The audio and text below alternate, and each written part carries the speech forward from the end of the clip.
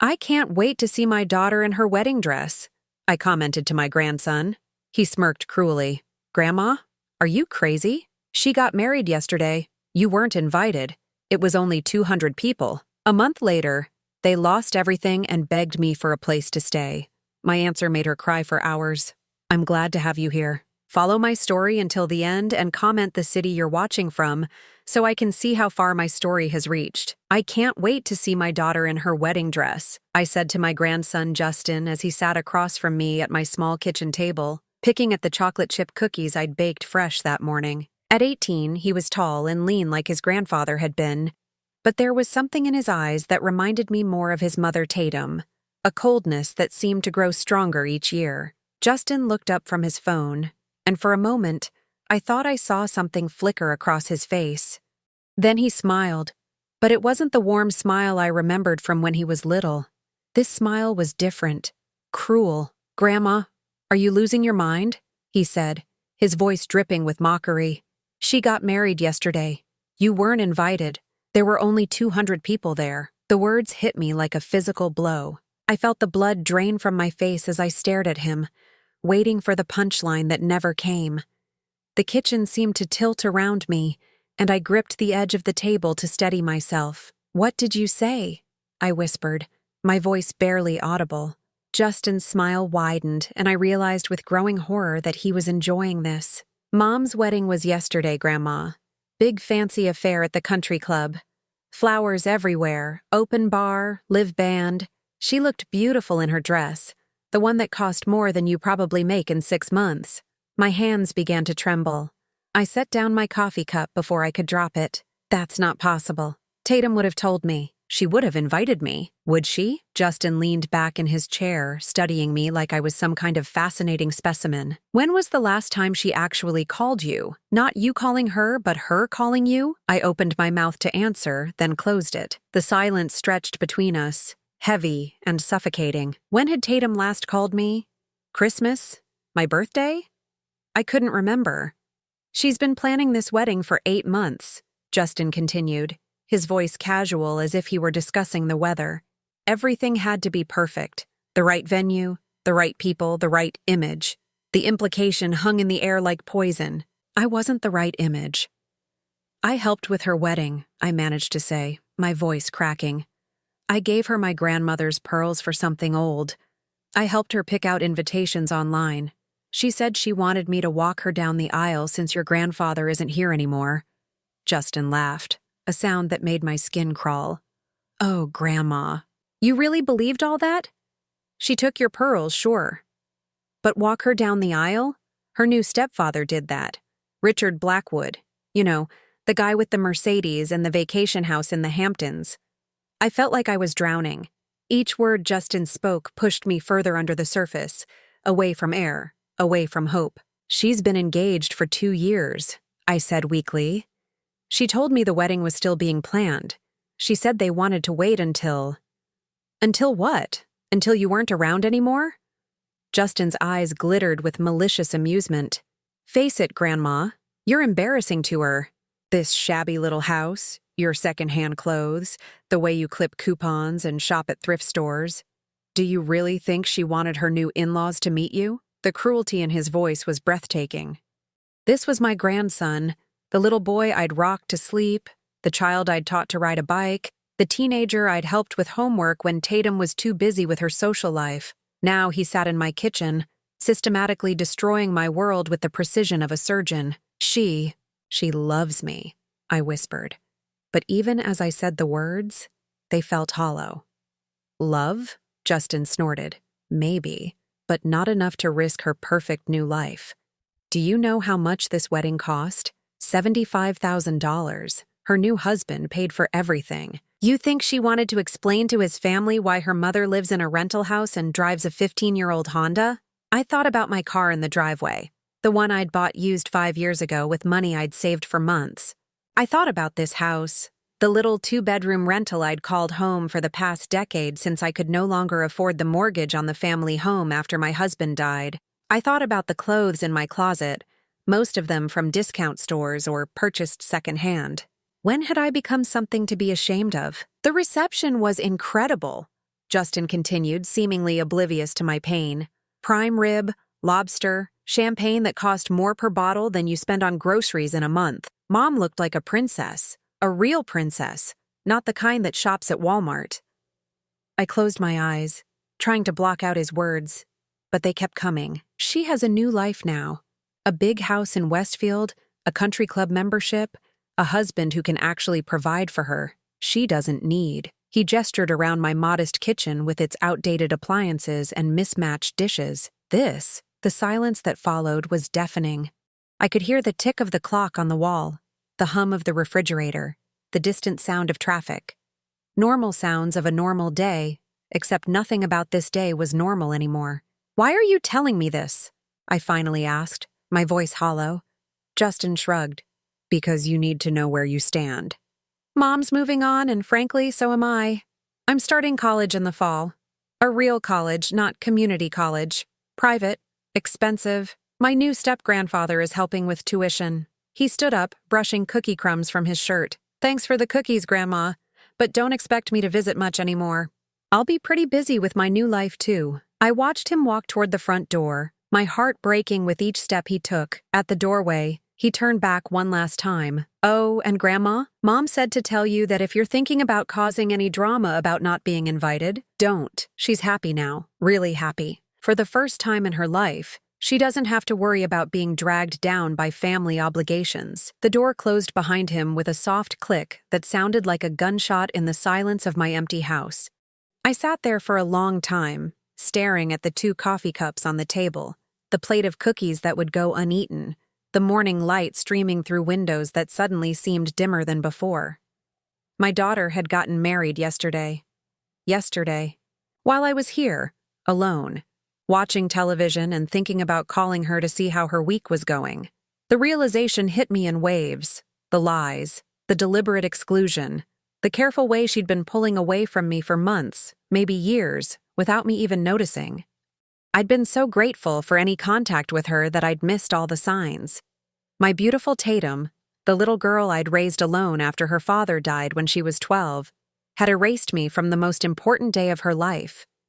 And worse, she'd sent my own grandson to deliver the news with all the compassion of a tax collector. I put my head in my hands and finally let the tears come. The house felt different after Justin left. Smaller somehow, as if the walls had crept closer while I wasn't looking. I walked through the rooms like a ghost, touching familiar objects that suddenly seemed foreign. The framed photos of Tatum's high school graduation, her college diploma ceremony, birthdays and holidays where she'd smiled for the camera but always seemed eager to leave. I stopped in front of the mantelpiece where a picture of Tatum at age 16 sat in a silver frame. My Christmas gift to myself that year because I couldn't afford much else. She was laughing in the photo, her head thrown back, joy radiating from every feature. When had that joy stopped including me? My fingers traced the glass as memories flooded back, each one now tainted with the bitter knowledge of how this story would end. I remembered the night David died. Tatum was 12, just a kid really, and I was 34 years old with no idea how to be both mother and father. The cancer had taken him quickly, 6 months from diagnosis to funeral, and left us with medical bills that swallowed our savings and then some. The life insurance barely covered the funeral costs. I had to sell David's car, his tools, anything of value just to keep the house, but even that wasn't enough. I remember sitting at this same kitchen table, surrounded by bills and rejection letters from loan companies, wondering how I was going to keep us afloat. That's when I started working double shifts at the diner downtown. Breakfast and lunch shift, then cleaning offices at night. I'd get home around midnight, set my alarm for 5 in the morning, and start all over again. Tatum learned to get herself ready for school, to heat up the dinners I'd prepare on Sundays for the whole week. "You're never here," she'd complained one evening when she was 14. I'd just walked in the door at 11:30 p.m., exhausted and reeking of grease and industrial cleaner. "I'm working so we can stay in this house," I'd replied, too tired to soften my tone. "So you can stay in the same school with your friends?" She'd rolled her eyes. "My friends' moms don't have to work 3 jobs. Her words had stung, but I pushed the hurt aside.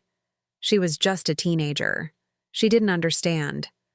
How could she understand that every hour I worked was an hour I chose her over my own exhaustion? that every paycheck went toward her school supplies, her clothes, the little luxuries that made her feel normal when nothing about our life was normal anymore. When she started high school, I picked up a fourth job cleaning houses on weekends. Tatum wanted to join the debate team, which meant travel expenses and tournament fees. She wanted to take AP classes, which required books and supplies I couldn't afford. She wanted to fit in with her classmates, most of whom lived in houses with 2 parents and 2 incomes. I gave her what she wanted. Always. There was the winter when the heating bill was so high I had to choose between warmth and groceries. I chose groceries and wore sweaters to bed for 3 months. Tatum never went without heat in her room. I'd moved her space heater from my bedroom to hers without telling her. There was the time she wanted to go on the school trip to Washington, D.C. $200 I didn't have. I took an extra cleaning job at a medical office, working until 2 a.m. for 2 weeks straight to earn the money. She came home with pictures and stories, glowing with excitement, never asking how I'd managed to pay for it. When she was 16 and desperately wanted a car like her friends, I worked extra shifts for 8 months to save for a down payment on a used Honda. Not new, not fancy, but reliable and safe. She'd hugged me that day, actually hugged me, and for a moment I felt like maybe I was doing something right. But even that joy was complicated. I remember overhearing her on the phone with a friend. "It's not the car I wanted, but at least I won't have to ride the bus anymore. Maybe now I can actually have a social life." Not the car she wanted. Those words had cut deep, but I'd swallowed the hurt. At least she was happy, I told myself. At least she could fit in better now. College was the hardest sacrifice of all. Tatum had her heart set on State University, and while it wasn't Harvard, it wasn't cheap either. She qualified for some financial aid, but there was still a gap. A big gap. I remember the night she got her acceptance letter. She danced around the kitchen, spinning and laughing, and for that moment she was my little girl again. "I'm going to college, Mom. I'm really going." What she didn't know was that I'd already been planning.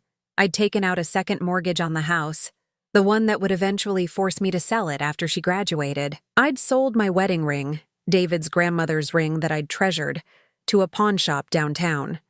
I'd cashed in my small retirement account, paying penalties that made me sick to my stomach. But she was going to college. My daughter, the first in our family to go to college, was going to have opportunities I never had. During her 4 years at State, I sent her money every month.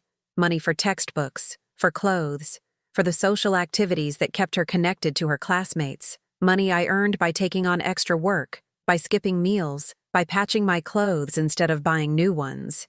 She'd call sometimes, usually when she needed something. "Mom, there's this really important networking event, but I need a new dress." "Mom, my laptop died, and I need a new one for classes." "Mom, my sorority is having a formal, and I need to contribute to the group gift for our house mother." I always said yes, always found a way. She graduated summa cum laude. I was so proud that day, sitting in the hot sun in the uncomfortable bleacher seats, watching her walk across that stage. She looked so beautiful, so accomplished, so far beyond the scared 12-year-old who'd lost her father. After graduation, she got a good job in marketing at a firm downtown. She moved into a nice apartment, started building a life that looked nothing like the one I'd provided for her. And slowly, gradually, I began to see less and less of her. "I'm really busy with work, Mom," became her standard excuse for missing Sunday dinners. "I'm dating someone now, so my weekends are pretty full," explained why she couldn't visit as often. "I'm trying to establish myself professionally, so I need to focus on networking events and career development," was why she couldn't make it to my birthday dinner. I told myself it was natural. She was young, building her future. Of course she was busy. Of course she had priorities beyond her old mother. But deep down, I started to wonder if I'd become an embarrassment to her. If my small rental house and secondhand furniture were reminders of a life she'd rather forget. If the sacrifices I'd made to give her better opportunities had somehow made me less worthy of her time. When she got engaged to Michael 2 years ago, I was so happy. Not just because she'd found love, but because I thought maybe this would bring us closer together. Wedding planning, mother-daughter shopping trips, all those moments I'd seen in movies and dreamed about. But even the engagement had been managed at arm's length. She'd called to tell me the news rather than visiting. She'd sent me photos of the ring via text instead of showing it to me in person. When I asked about wedding plans, she was always vague. We're still figuring things out. Nothing's decided yet. We want to take our time and do it right. Now I understood. They had been doing it right, for their new life, their new social circle, their new identity that didn't include the woman who'd sacrificed everything to make it possible. I walked back to the kitchen and sat down at the table, staring at the empty chair where Justin had delivered his cruel news. Somewhere across town, my daughter was probably waking up as a newlywed, maybe opening gifts or packing for a honeymoon I'd never hear about. The irony was almost unbearable. I'd spent 18 years making sure she had everything she needed to build a better life than mine, and I'd succeeded. She had built a better life. She'd just built it without me. A month passed in a haze of sleepless nights and empty days. I'd stopped answering my phone after the first week, unable to bear the cheerful voices of neighbors asking about Tatum's big day, or old friends wanting to know why I hadn't posted any wedding photos on Facebook. How do you explain that your own daughter erased you from the most important day of her life? I was sorting through bills at the kitchen table on a Tuesday morning when I heard car doors slamming in my driveway. The sound was sharp and urgent, followed by hurried footsteps on my front porch. Before I could even get up from my chair, someone was pounding on my door. "Grandma! Grandma! Please open the door!" Justin's voice, but not the cruel, mocking tone from a month ago. This voice was desperate, cracking with panic. I hesitated, my hand on the doorknob, remembering the last words he'd spoken to me. "Grandma, please, we need help." "We?" I unlocked the door and pulled it open, and the sight that greeted me nearly knocked me backward. Justin stood on my porch, but he looked nothing like the confident, cruel young man who'd sat in my kitchen delivering news of my exclusion. His clothes were wrinkled and dirty, his hair unwashed, his eyes red-rimmed and wild. Behind him, slumped against my porch railing, was Tatum. My daughter looked like she'd aged 10 years in 30 days. Her usually perfect blonde hair hung in greasy strands around her face. Her designer clothes, the ones that had cost more than my monthly grocery budget, were stained and rumpled. She was crying, not the delicate tears of a woman who worried about her makeup, but the raw, ugly sobs of someone whose world had completely fallen apart. "Mom," she whispered when she saw me, and the word came out broken, like a prayer from someone who'd lost faith long ago. I stood there frozen, taking in the scene. Behind them in my driveway sat an old pickup truck that had seen better days, rust eating away at the wheel wells, one taillight held in place with duct tape. Nothing like the luxury cars I'd seen in Justin's social media posts from the wedding. "What's going on?" I asked, though part of me already knew. When someone shows up at your door looking like the world has ended, there's usually only one reason. "Can we come in?" Justin asked, and the arrogance was completely gone from his voice. "Please, we don't have anywhere else to go." I stepped aside, and they shuffled into my living room like refugees. Tatum collapsed onto my old couch, the same couch she'd once complained was embarrassing when her college friends visited, and buried her face in her hands. Justin remained standing, shifting from foot to foot like a child who knew he was in trouble. "Sit down," I told him, gesturing to the chair across from Tatum. "Both of you, and tell me what happened." Justin looked at Tatum, but she was lost in her crying. He took a shaky breath and began to speak. "Michael left her," he said simply.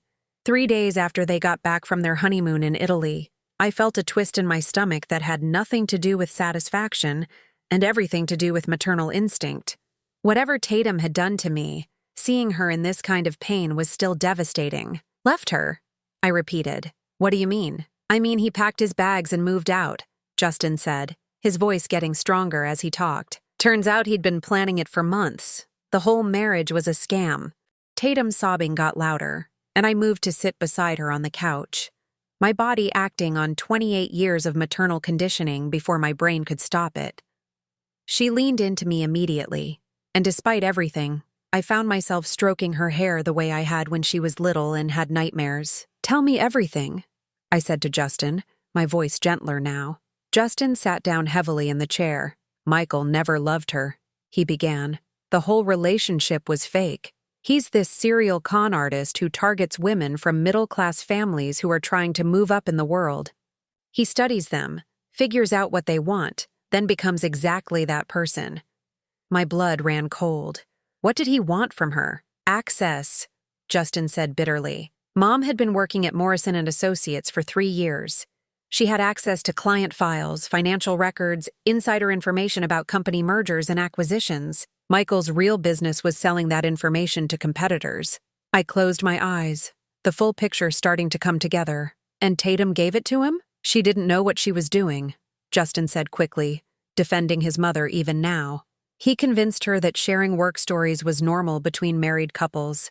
He'd ask casual questions about her day, about clients, about deals the company was working on. She thought he was just being interested in her life. Tatum pulled away from me and wiped her nose on her sleeve, something the old Tatum would never have done. I loved him, she said, her voice hoarse. I really loved him, Mom, and he made me feel like I was finally somebody important, somebody worth loving. The words hit me like a slap.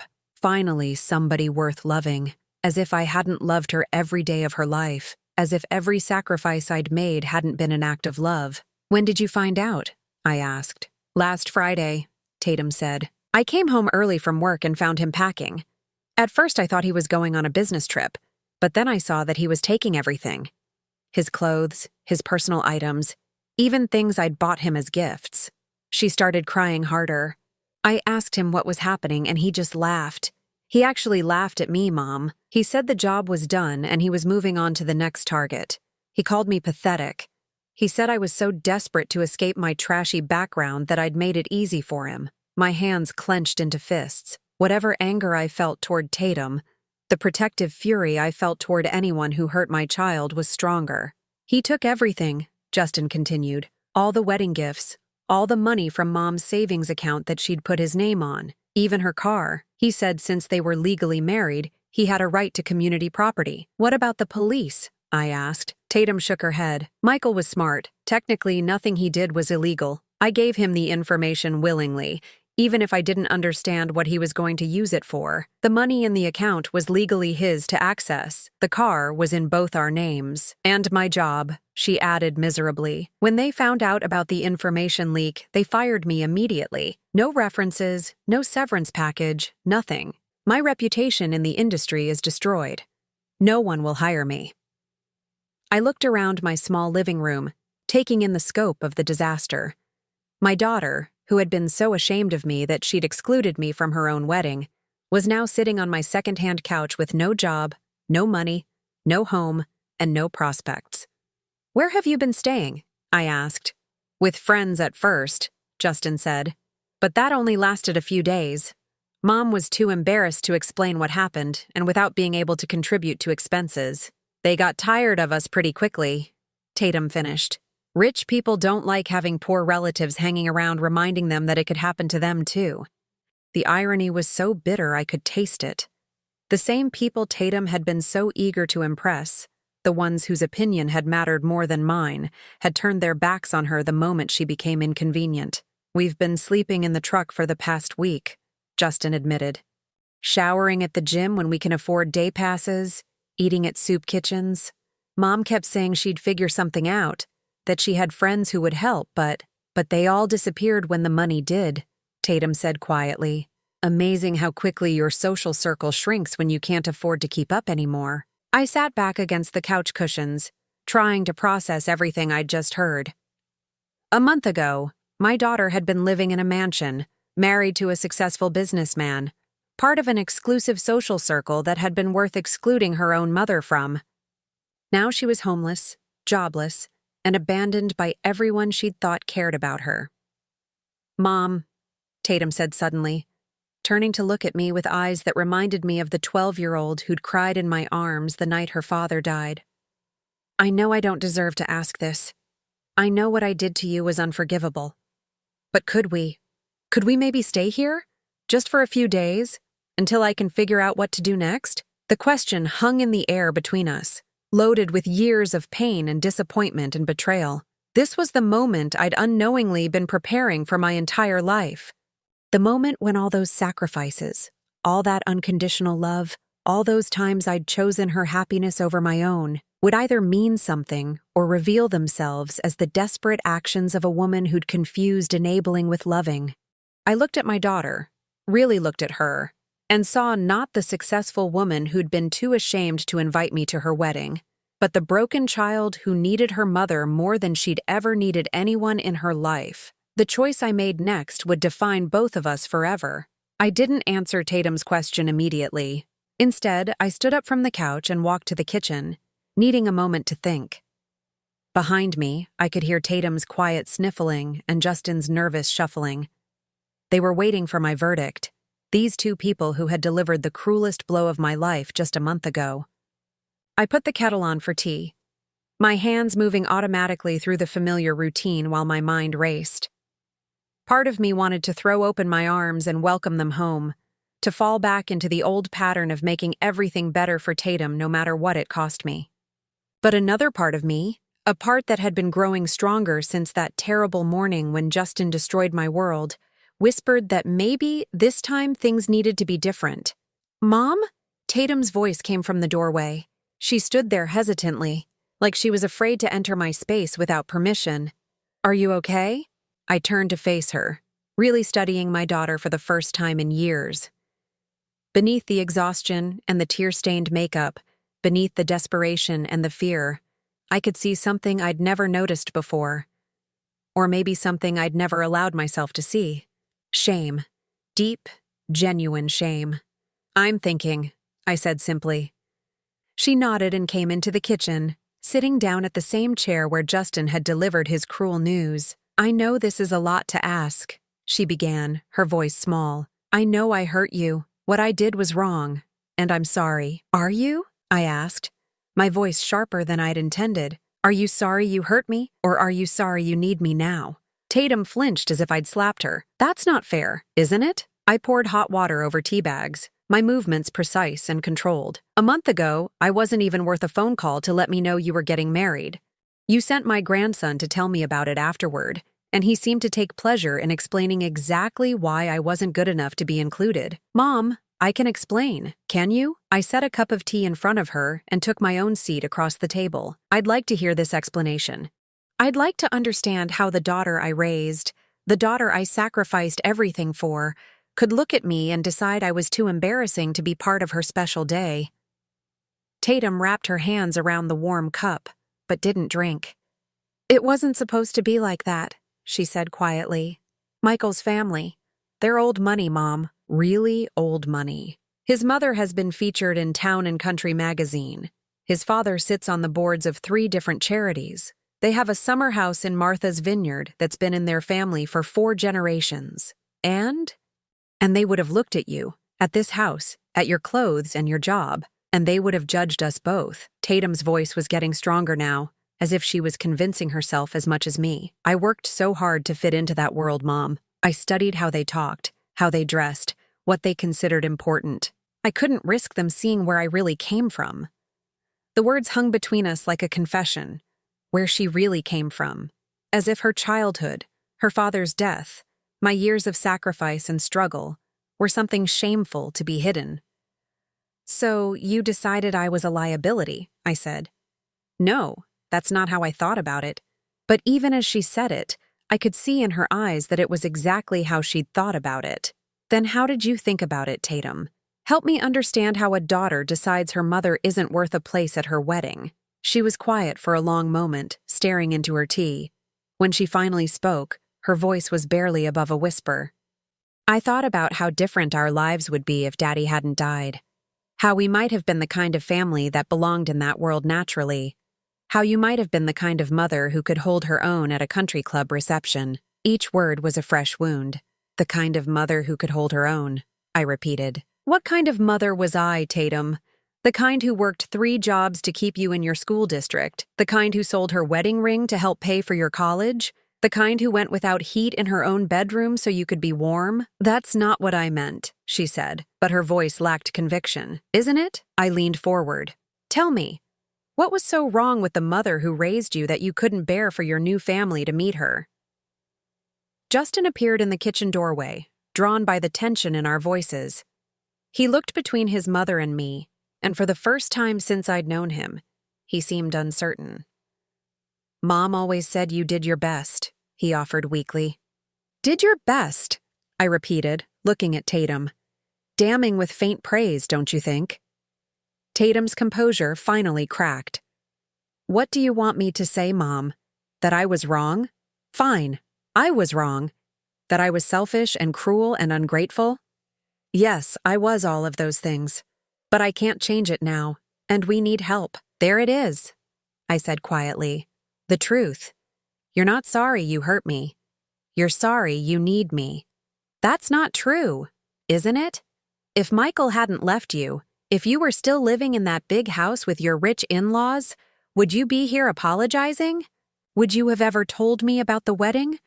Or would you have just let me go on believing we were planning it together? The silence that followed was answer enough. I stood up and walked to the window, looking out at my small backyard with its modest garden and the fence that needed painting. It wasn't much, but it was honest. It was real. It was built on sacrifice and love, not lies and social climbing. I want to know something, I said without turning around.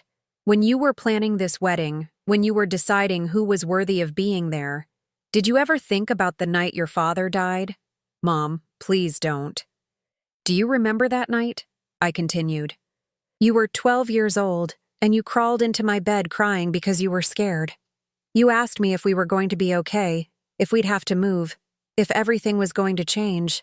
I turned to face her, and I could see the memory playing across her features. Do you remember what I told you? Tatum's eyes filled with fresh tears. You said we'd be fine because we had each other. I said we'd be fine because we had each other, I repeated. I told you that as long as we were together, we could handle anything. I promised you that no matter what happened, I would always be there for you. Mom, I kept that promise, Tatum. Every single day for 26 years, I kept that promise. When you needed money for college, I was there. When you got your first job and needed professional clothes, I was there. When you bought your first apartment and needed furniture, I was there. I was always there. My voice was getting stronger now, years of suppressed hurt and disappointment finally finding their voice.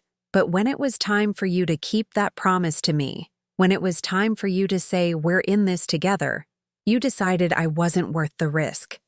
Tatum was crying openly now, but I wasn't finished. You took everything I gave you, the education, the opportunities, the unconditional love, and you used it to build a life that didn't include me.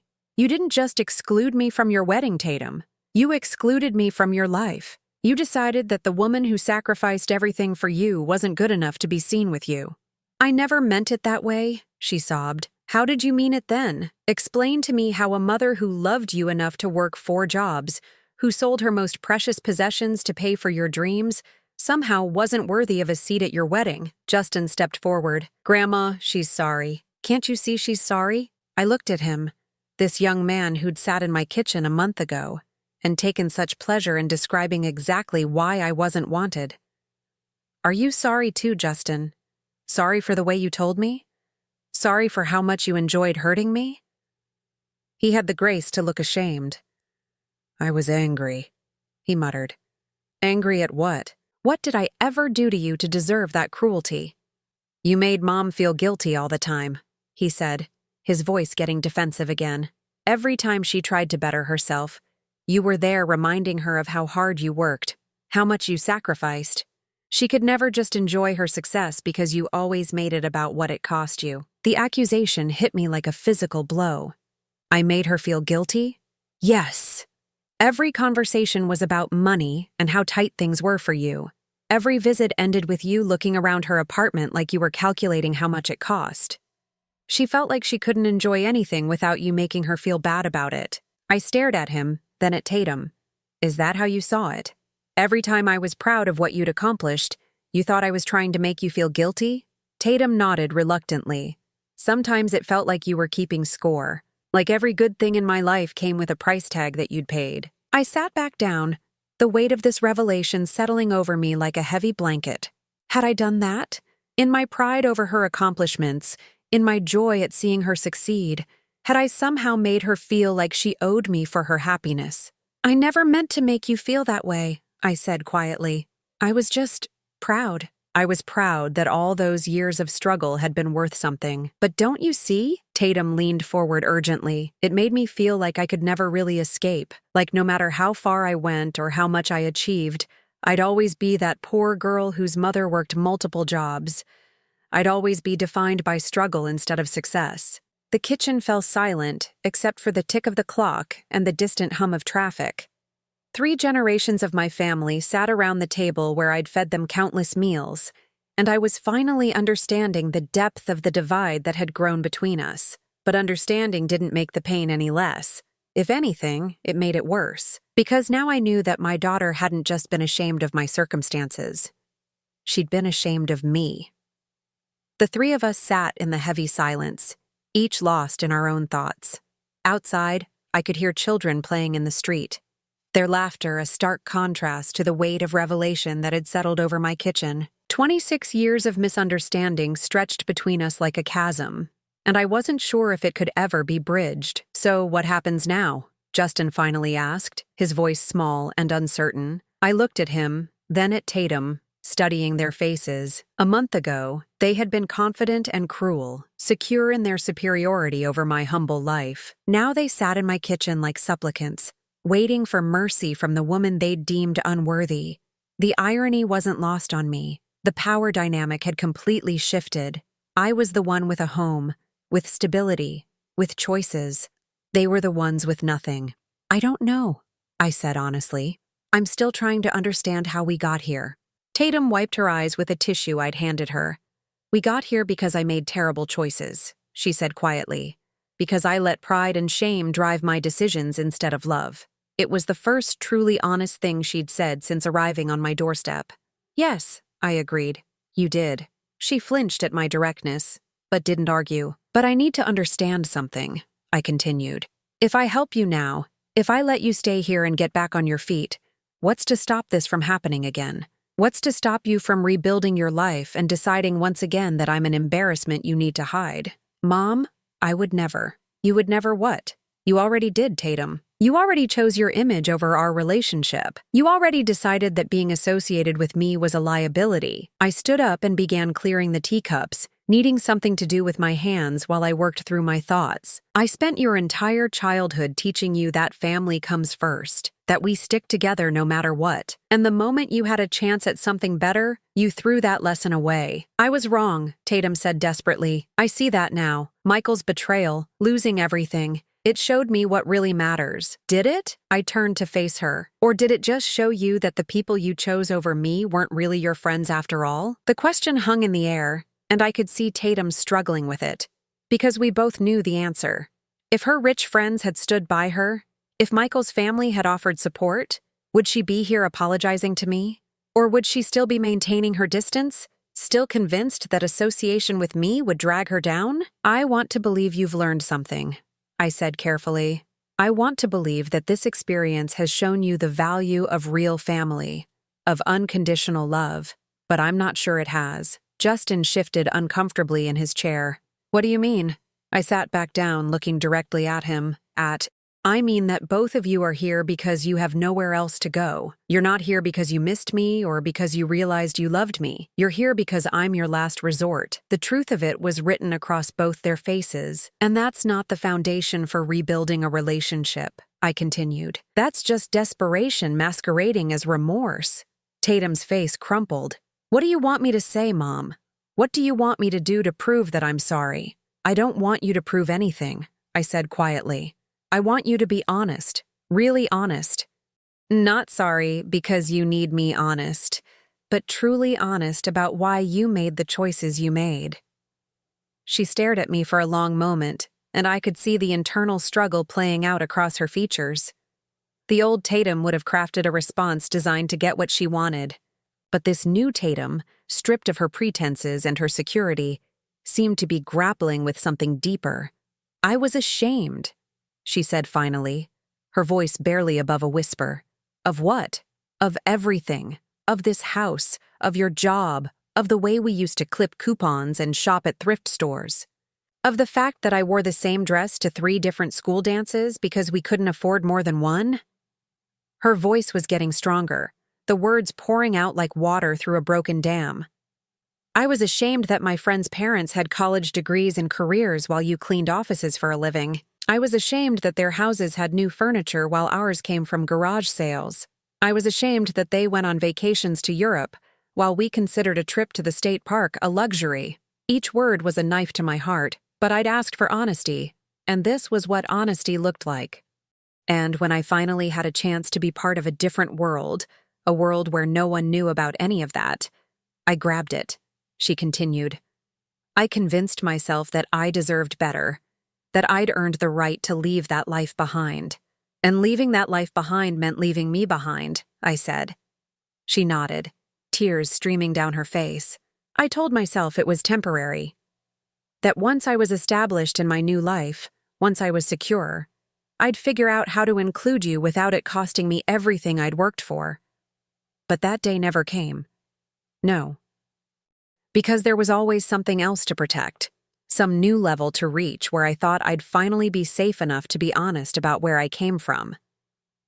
I absorbed this, feeling the full weight of my daughter's rejection settle in my chest.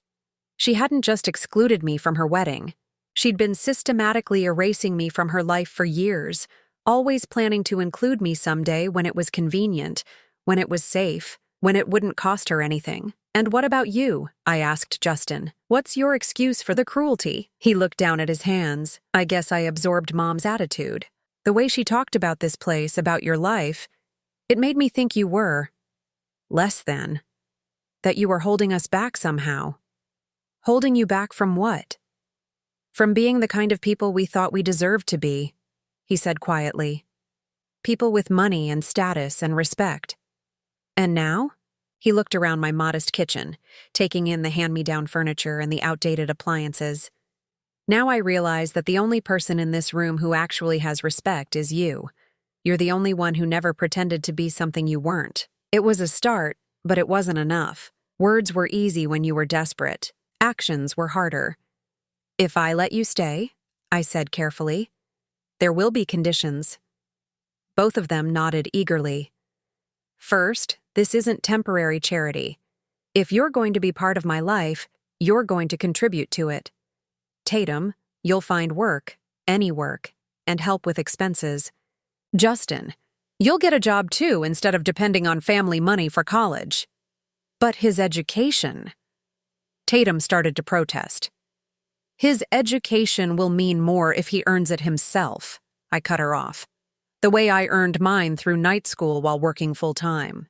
The way you should have had to earn yours instead of having it handed to you. They both nodded reluctantly. Second, there will be no more embarrassment about this house or my life. If you're ashamed to be associated with me, then don't be associated with me. Find somewhere else to go. We're not ashamed, Tatum said quickly. Prove it. When people ask where you're living, you tell them the truth. When you eventually start dating again, your boyfriends will meet me.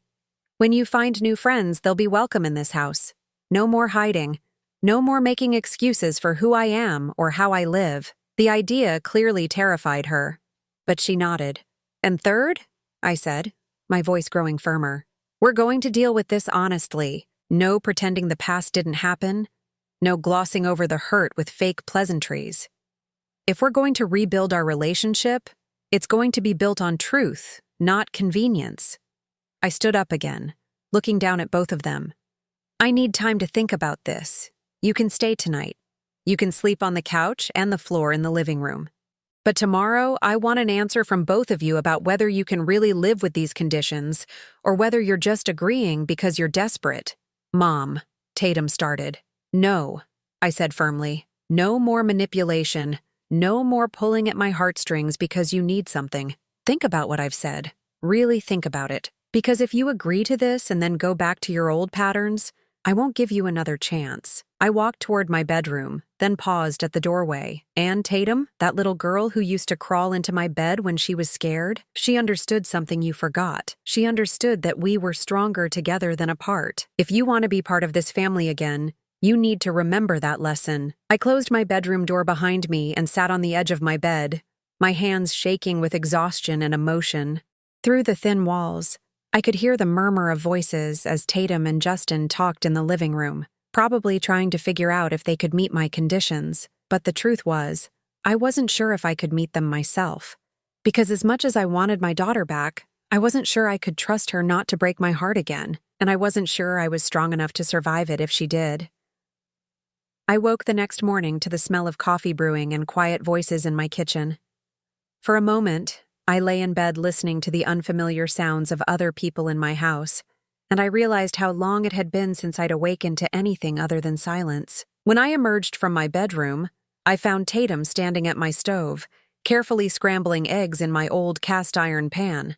Justin sat at the table, his hair still messy from sleep, folding napkins with the concentration of someone who'd never done such a task before. "Good morning," Tatum said softly, not turning around.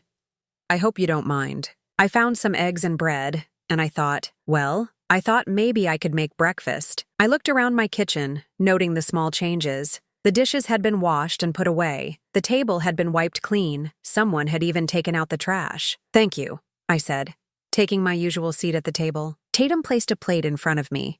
Scrambled eggs, toast, and a small glass of orange juice. The eggs were perfectly cooked, fluffy and seasoned just right. It occurred to me that I'd never seen Tatum cook before. Not really.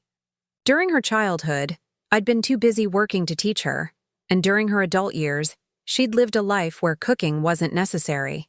"This is good," I said, taking a bite. She smiled tentatively. "I've been learning. When money got tight after Michael left, takeout wasn't an option anymore. YouTube is a surprisingly good cooking teacher." We ate in comfortable silence for a few minutes. Then Justin cleared his throat. "Grandma, we talked last night about your conditions." I set down my fork and looked at both of them. "And we want to try," Tatum said. "All of it. The jobs, the honesty, rebuilding our relationship the right way." "That's easy to say when you're desperate," I pointed out. "I know," she replied. "And I know you have no reason to trust us.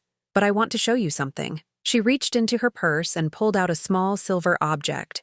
My breath caught in my throat as I recognized it. My grandmother's locket, the one I'd given to her as something old for her wedding. "I never wore it," she said quietly. "Michael thought it looked cheap compared to the diamond necklace his mother gave me, so I put it in my jewelry box and forgot about it." She opened the locket, revealing the tiny photos inside. One of my mother, one of me as a young woman. But when I was packing what little I could take when we left the apartment, this was one of the few things I grabbed. Not the diamonds, not the designer jewelry Michael had bought me. This, she held it out to me, but I shook my head. "It's yours," I said. "It was always meant to be yours." "I know, but I want to earn the right to wear it again." Her voice was steady, determined. "I want to be the kind of woman who deserves to carry on the legacy it represents." I felt tears prick at my eyes, but I blinked them away. This was a start, but it was only a start. "What about work?" I asked. "What are your plans?" "I applied at 3 restaurants yesterday," Tatum said. "Waitressing jobs. It's not glamorous, but it's honest work, and tips can be good if you're willing to work hard. And I'm going to look for construction work," Justin added. "Start at the bottom, learn a trade. Maybe I'll go to college eventually, but I want to earn it myself." These were good intentions, but I'd learned to be wary of good intentions from my family. And when people ask why you're waitressing instead of working in marketing, when your old friends see you serving their tables, what then? Tatum's jaw tightened, but her voice remained steady. "Then I'll tell them the truth, that I made mistakes and I'm starting over." "That's humiliating for someone who worked so hard to build a certain image," I observed. "Yes," she agreed. "It is, but not as humiliating as what I did to you." The words hung in the air between us, heavy with meaning. For the first time since this whole ordeal began, I felt like I was seeing a glimpse of the daughter I'd raised rather than the stranger she'd become. "There's something else," Justin said hesitantly. "Something we need to tell you." My heart sank. Here it comes, I thought. The catch, the condition, the real reason they're here. "We've been getting calls," he continued, "from Michael's lawyer. Apparently, he's filing for divorce and claiming that Mom abandoned the marriage. He's trying to get alimony." I stared at them. "Alimony? From her?" Tatum nodded miserably. "He's claiming that since I was the primary breadwinner during our marriage, and since he gave up career opportunities to support my advancement, he's entitled to spousal support." The audacity of it left me speechless. "But he conned you. He used you, proving that in court is going to be expensive, Tatum said. Lawyers, investigators, court fees, money I don't have. I could see where this was going, and my heart began to close up again. Of course there was a financial component to their desperation. So you need money for legal fees, I said flatly. No, Tatum said quickly. I mean, yes, I do need money for that eventually, but that's not why I'm telling you. I'm telling you because I want to be honest about everything. No more secrets, no more lies of omission. She took a deep breath. I could fight it and probably win, but it would take everything I have left. Or I could let him have the alimony and focus on rebuilding my life from scratch. And which are you going to do? Let him have it, she said without hesitation. I don't want anything that connects me to that life anymore. I don't want to spend the next 2 years in court battles and depositions and lawyers' offices trying to protect assets I gained through deception anyway. I studied her face, looking for signs of manipulation, for the calculated expression that meant she was working an angle. But all I saw was exhaustion and resignation, and something that looked like peace. That's a very expensive choice, I pointed out. Yes, she agreed. But some things cost more than money. We finished breakfast in silence, each of us lost in our own thoughts. When the dishes were cleared and washed, I made a decision. Come with me, I said, leading them into my small living room. I sat down in my old recliner, the one Tatum had always complained was an eyesore. They perched on the couch, waiting. I have something to tell you both, I began. Something I should have told you a long time ago. I looked at my daughter, this woman who had inherited my stubbornness and my pride but had never learned my lessons about what really mattered. When your father died, I made a choice, I said quietly. I could have remarried. There were opportunities. Good men who would have provided security, who would have given you a more comfortable life. Tatum frowned. You never told me that. Because I didn't want you to feel responsible for my choices. But there was one man in particular, Robert Matthews. He owned a successful accounting firm, had a beautiful house, could have given us everything we lacked. I paused, remembering Robert's kind face, his patient courtship, the way he'd tried to include Tatum in his plans for our future. He proposed to me when you were 15, offered to pay for your college, to adopt you if you wanted, to give us both a fresh start. Why didn't you say yes? Justin asked. Because you didn't like him, I said, looking directly at Tatum. You were so angry about the idea of anyone replacing your father, so determined to keep it just the two of us. And I chose your happiness over my own security. Tatum's face had gone very pale. Mom, I didn't know. You were a child dealing with grief. I don't blame you for your reaction. I leaned forward. But I want you to understand something. I made that choice because I believed that family meant putting each other first. I believed that love meant sacrifice. I stood up and walked to the window, looking out at the street where I'd lived alone for so many years. For 26 years, I made choices based on what was best for you, even when it cost me dearly. I taught you that family comes first, that we take care of each other no matter what. I turned back to face them. But I failed to teach you the most important lesson of all. What lesson? Tatum whispered. That love isn't just about sacrifice. It's about respect. It's about honoring the people who love you, not hiding from them. It's about understanding that true wealth isn't what you own, but who you can count on when you have nothing left. The room was completely silent except for the tick of the old clock on my mantel. You both learned the wrong lesson from my sacrifices, I continued. You learned that love meant getting what you wanted without having to give anything back. You learned that my feelings didn't matter as long as your needs were met. Tatum was crying now, but I wasn't finished. But here's what I've learned from all of this, I said, my voice growing stronger. The love that truly changes people isn't the love that gives them everything they want. It's the love that shows them what they need.